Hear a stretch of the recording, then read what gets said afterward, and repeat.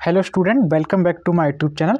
आज के इस वीडियो में आपके लिए केमिस्ट्री के एक बहुत ही इंपॉर्टेंट अपक्रिया बताने वाले हैं जो बोर्ड परीक्षा में हर साल पूछी जाती है। केमिस्ट्री के 7 सेट बनते हैं तो किसी न किसी सेट में पूछ ली जाती है।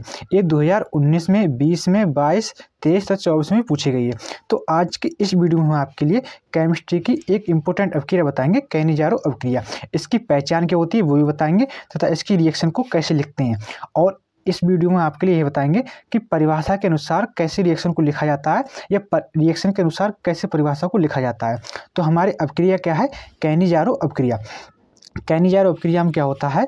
दो फॉर्मेल्डिहाइड को, ये इसकी परिभाषा है। पहले हम इसकी परिभाषा को पढ़ लेते हैं, उसके अनुसार ही हम इसकी रिएक्शन को करेंगे। तो कैनिजारो अपक्रिया हमारी बहुत ही इंपॉर्टेंट अपक्रिया है। तो इसमें क्या होता है कि दो फॉर्मेल्डिहाइड को, फॉर्मेल्डिहाइड का आपको सूत्र पता होना चाहिए। तो फॉर्मेल्डिहाइड का सूत्र क्या होता है? HCHO।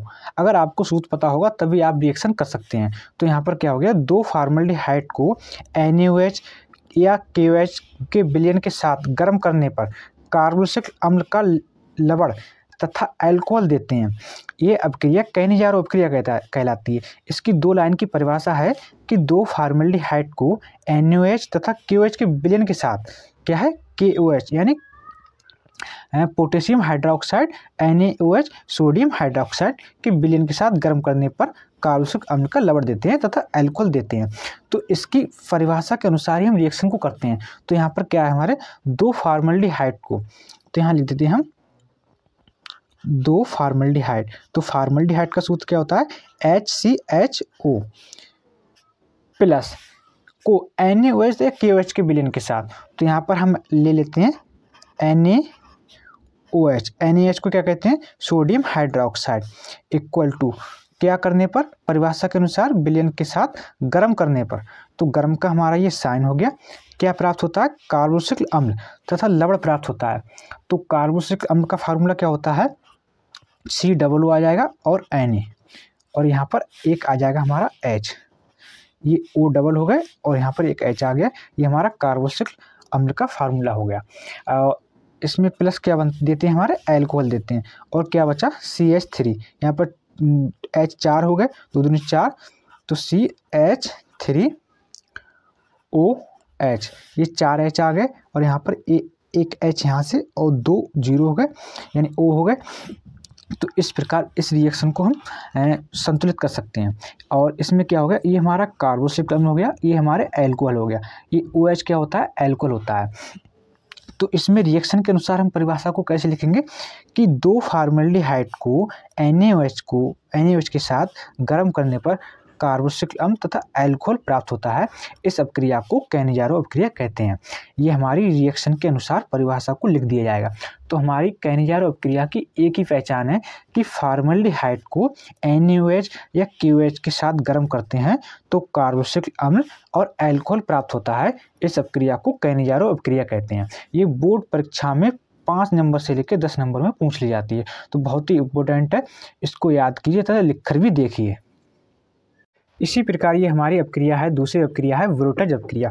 तो ब्रोटज अपक्रिया की पहचान तथा इसकी रिएक्शन क्या होती है वो आज की इस वीडियो में आपके लिए हम बताने वाले हैं। तो ये भी अपक्रिया 2019, 20, 23 तथा 24 में पूछी गई है। तो इसकी परिभाषा क्या है? हमारी ब्रोटज अपक्रिया है, इसकी परिभाषा क्या है कि सूक्ष्म ईथर में हेलो एल्केन का सूत्र क्या होता है?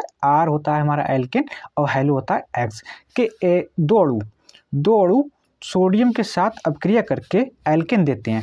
तो अब इस अपक्रिया को ब्रोटज अपक्रिया कहते हैं।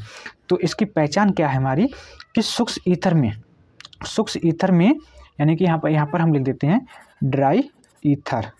ये हमारी रिएक्शन है। ड्राई ईथर को सोडियम के दो अणुओं के साथ अपक्रिया करते हैं तो एल्केन प्राप्त होती है। इस अपक्रिया को ब्रोटज अपक्रिया कहते हैं। तो परिभाषा के अनुसार ही हम इसकी रिएक्शन को करते हैं। तो सूक्ष्म ईथर हो गया हमारा और हेलो एल्केन का हमारे ये दो अणु हो गए कि दो अणुओं के साथ, यानी कि जो सोडियम के भी दो अणु हैं, सोडियम Na हो गया हमारा। Na का आपको यानी सोडियम का भी और हेलो एल्केन का आपको सूत्र पता होगा, तभी आप इस अपक्रिया को कर सकते हैं। तो इन सूत्रों को आप याद कर लीजिए।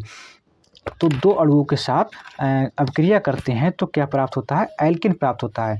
तो यहाँ पर हो गया R into alkane plus 2 NaX, X क्या हो गया? हेलो।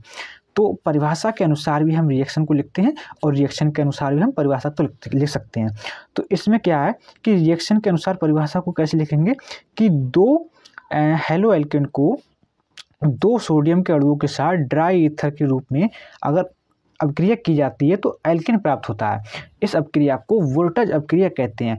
ये बहुत ही इंपॉर्टेंट है। केमिस्ट्री के 7 सेट बनते हैं, किसी ना किसी सेट में 5 से लेकर 10 नंबर में पूछ ली जाती है।